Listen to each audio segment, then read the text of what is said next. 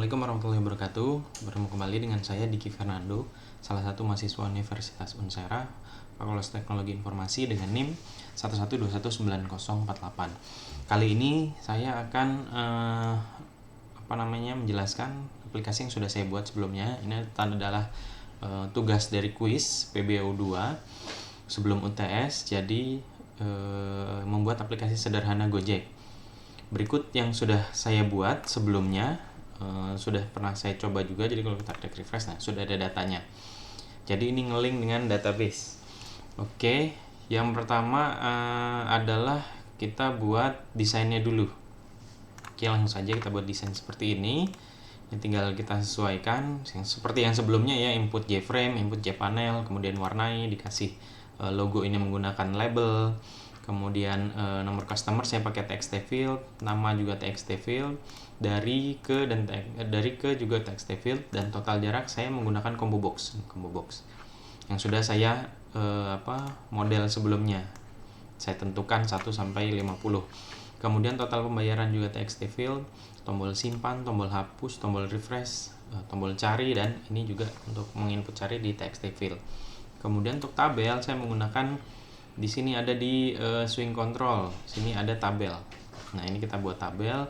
Kemudian untuk mengubah nama tabelnya kita bisa di tabel model, di sini model, ke belah kanan model, tabel model. Nah, ini kita bisa isi namanya sesuai yang kita inginkan. Oke, kemudian sebelum kita buat source-nya, kita harus buat dulu koneksi DB. Koneksi DB ini untuk mengkoneksikan antara nanti XAMPP, ini yang sudah saya install sebelumnya, teman-teman bisa install. XAMPP ini kita aktifkan Apache, kita start, dan MySQL-nya kita start. Oke.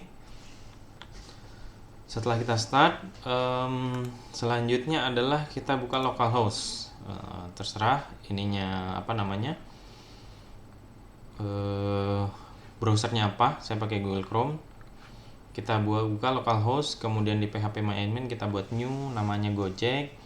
Kemudian tabel Gojek di sini, tabel customer di sini.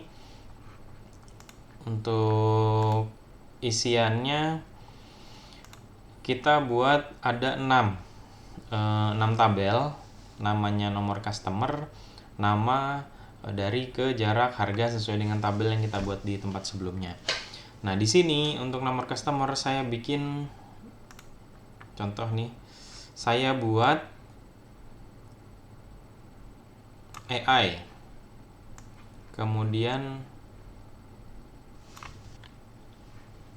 di sini saya buat AI auto increment, jadi menambahkannya sesuai dengan urutannya, mengurut gitu ya maksudnya.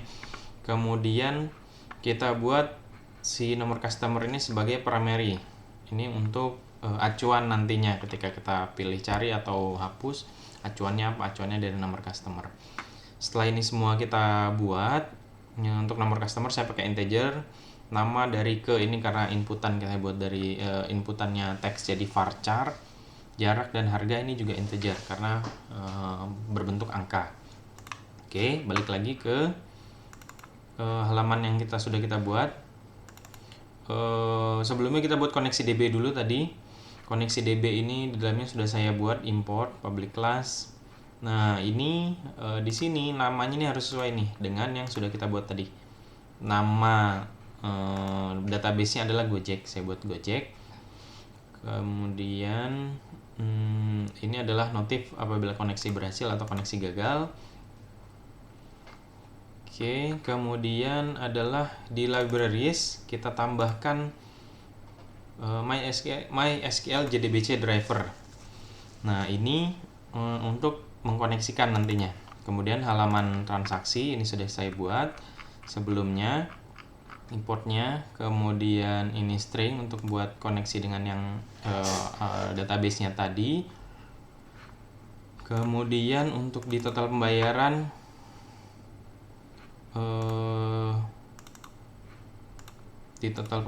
ini dibentuk di jarak.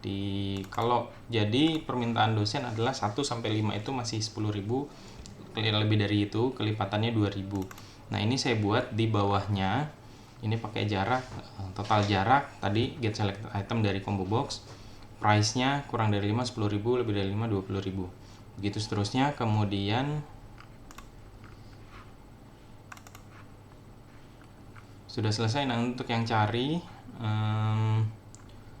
untuk public void cari, nah ini txt cari, kemudian akan memunculkan, kalau kita pakai nama atau pakai nomor customer, dia akan mencari database yang sudah kita buat. Langsung saja kita run.